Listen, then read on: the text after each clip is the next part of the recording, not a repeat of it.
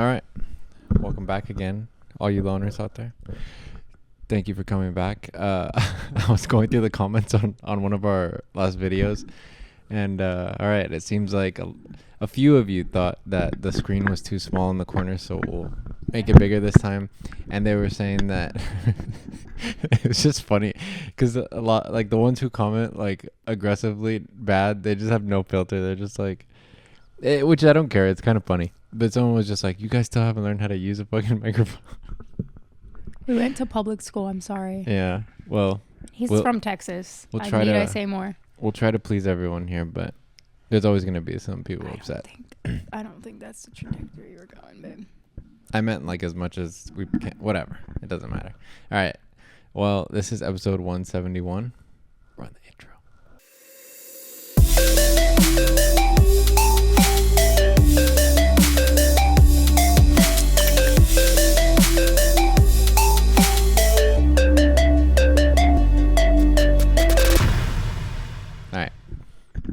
So today we're going to do a video called When Sweden Switched to Driving on the Right, which is interesting because I always wonder like how the different places, I think like in Spain, I don't remember. I think they drove on the right as well. What's the right and what's the left? Does that mean that you know what I mean? The steering wheel is on the left or right, or yeah, or you're like Australia on the left side of the road? Yeah, or exactly. The right side of the road. Exactly. Like Australia, their cars, you're driving on the right. Like in the right side of the car, on the left of the road. Okay, yeah. So what are you? Is that considered driving on the right or the left? Because you're on I would the think right, the left side. Driving on the left side of the road. Okay, so here we drive on the right side of the road, with left seat. So we're considered driving on the right? Yes. Okay. Yeah. Sweden's trying to copy us.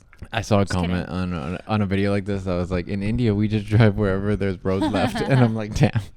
I'm wondering, is there anywhere that sits in the right seat and on the right side of the road, or the left seat and on the left side of the road? I don't know. I'm sure it exists. That's above my pay grade. You know what's funny? When I was younger, one of my friends said her dad was from Qatar, or he is. He's not. He's alive, and she was saying how they drive backwards there. Which she meant on the left side, right? I'm not joking. Up until I was like 22, I was like, they drive backwards in Qatar. Like dead ass backwards. Okay, maybe not 22, but probably like 20 years old. I genuinely thought she meant backwards. If someone said that, I would think they just mean they driving on the left side of the road. I was a teenager when she told me this. In high school. All right. That's how. All right, let's scoot over. My bad. So that you can have a big screen. Yep. And so they just drive on the left side. Yeah, that's what I would think when they say backwards. I have never heard someone say backwards, so I took it as backwards. All right, let's see when Sweden switched it over to driving the right way. I'm just kidding. All right, let's see.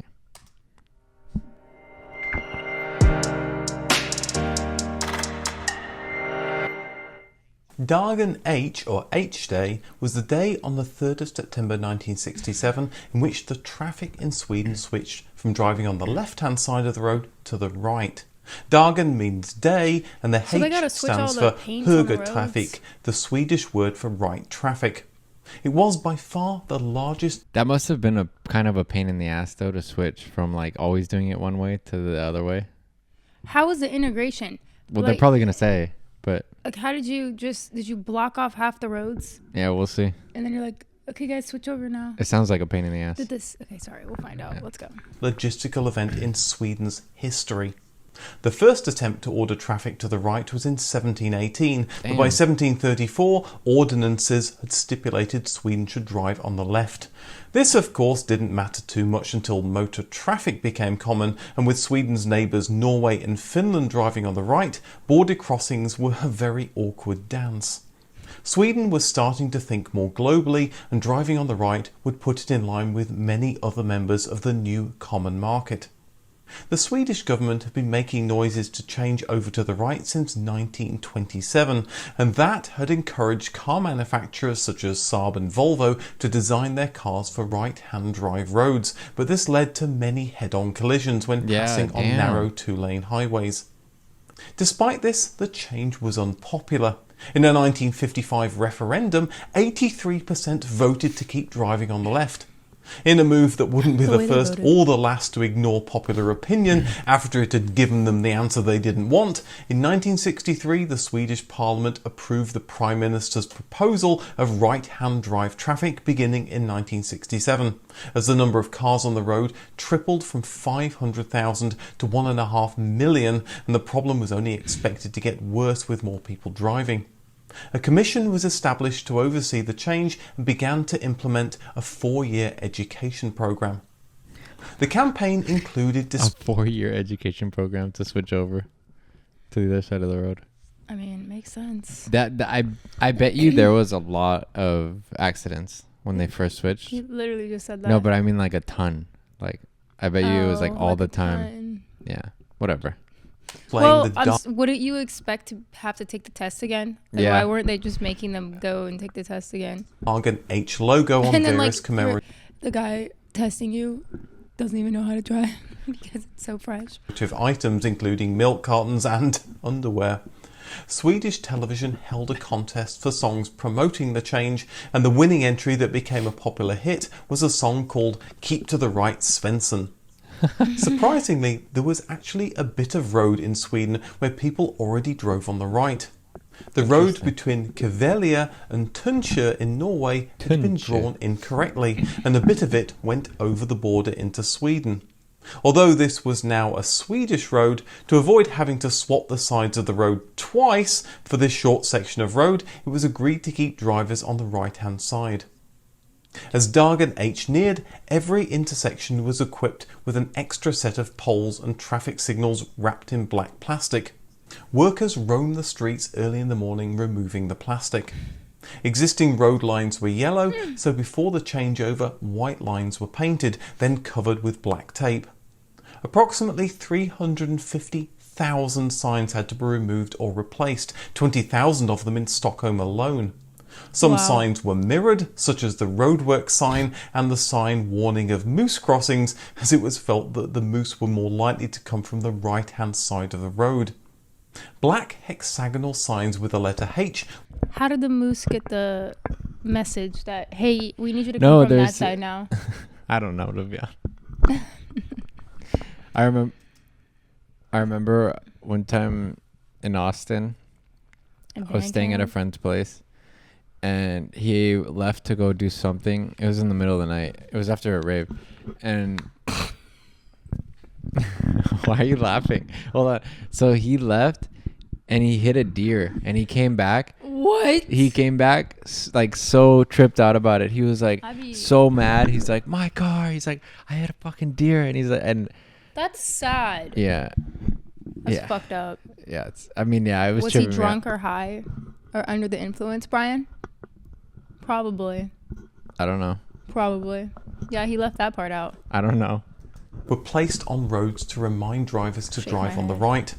And while they were altering signs, the government took the opportunity to impose speed restrictions on certain roads. One-way streets presented unique problems, bus stops had to be constructed on the other side of the street, and intersections had to be reshaped to allow traffic to merge. It's still possible to spot motorway sections built before the changeover, as the on-ramps are shorter than usual and off-ramps longer. New cars from 1966 had headlights that were designed for driving on the right, but special stickers were applied with strict instructions that they shouldn't be removed until the switchover. On the day itself, all non-essential traffic was banned from the roads from 1 a.m. to 6 a.m. Any vehicles on the roads during that time had to follow special rules. All vehicles had to come to a complete stop at 4:50 a.m, then carefully change to the right-hand side of the road and stop again to give others time to switch sides of the road and avoid a head-on collision before being allowed to proceed at 5 a.m. In the large cities of Stockholm and Malmö, the ban was longer, from 10 a.m. on Saturday until 3 p.m. on Sunday, to allow work crews to reconfigure intersections, and other towns also saw extended bans. So they just could not be on the road? I think they're talking about when they were switching over. No, I know. So I'm guessing everyone was off work, everyone was just at home chilling. Like another COVID. I mean, that because of the sounds street cool. signs. Yeah. Nothing brings you together like switching the sides of the road. I know. Despite the transition being in the middle of the night, it was covered with, probably not that scintillating, live TV coverage. Over 10,000 police and military personnel monitored the process, along with over 100,000 people helping out at pedestrian crossings. Jesus. The relatively smooth changeover saw a temporary reduction in the number of accidents. Experts suggested that changing to driving on the right reduced accidents while overtaking, as people already drove left-hand drive vehicles, thereby having a better view of the road ahead. People were That's also... what I was wondering. I'm like, did they switch? So they don't switch. The seat was still the same. I guess so. Oh yeah. It So looks like it. their seat was already on the left while they were driving on the left. I guess so. Yeah. I don't know. Something in my brain can't like process that. It does feel weird when I'm trying to put myself in that position. Like in my head, I'm trying to like see how it would feel. But obviously, it would feel weird driving. When I was in Australia with my sister, I sat and tried to drive for a second, and I'm like, I don't want to do this. I was like, I don't want to get in It's an like accident. riding with your left Like hand more or your cautious left and face on alert it. driving on the other side of the road, which reduced accidents. Fatal car-to-car and car-to-pedestrian accidents dropped sharply as a result. The number of motor insurance claims went down by 40%. Of course, these initial improvements didn't last. The number of motor insurance claims returned to normal over the next 6 weeks, and by 1969, the accident rates were back to the levels seen before the change, although more cars were on the road by then. Trams in many cities were withdrawn and replaced with buses. In the run-up to the change, local authorities had been buying buses designed to be driven on the right, but some 7,500 existing buses were converted, putting doors on the other side, starting 18 months before the switchover. The cities of Gothenburg and Malmo sent their existing buses to Pakistan and Kenya, who drove on the left. The modification Sorry, it's so interesting seeing footage from I know. decades ago. Yeah. It's cool. There's interesting footage if you look on YouTube of like I know New you're York in talking the about. 1913 and stuff like Yeah. that. Yeah. People are just like a little. It doesn't feel real. It doesn't. of buses was the largest cost of the change. Although all Swedish road traffic switched to drive on the right, metro and railways didn't change and continued to drive on the left. Fellow Nordic country Iceland changed to driving on the right the following year on a day shit. known as H. Dagurin. A Dagen. big thank you to all my patrons for supporting me. To get early advert-free access to new videos or to appear... All right. Cool. Yeah. I mean, that was interesting. I need to go through like a list of like which countries drive on the right and left in Europe, because I know it's so different. What, you're gonna sit there and go through a list? No, not really. Anyway, but you guys, let me know, guys, what you prefer. If you've ever lived in a country where they drive on the right, and then also lived in a country where you drive on the left. I mean, I would assume people prefer what they grew up using, no? Yeah, maybe. Like I would prefer driving But yeah, of course. Well, I don't know. I've never tried really. driving on the left seat right road. Maybe it is safer. Who knows? I think it's just depending on what you were taught growing up, no? Yeah. Because the way they said that when they were saying that the accidents were down at first, I think it's just because people were being more careful. For sure, because they didn't were know what getting the fuck they were doing. they were getting used to it. But yeah. Well, all right, guys. If you liked that video, make sure to like and subscribe. Jump over to our vlog channel, and we'll see you on the next one. Bye. Thanks for watching.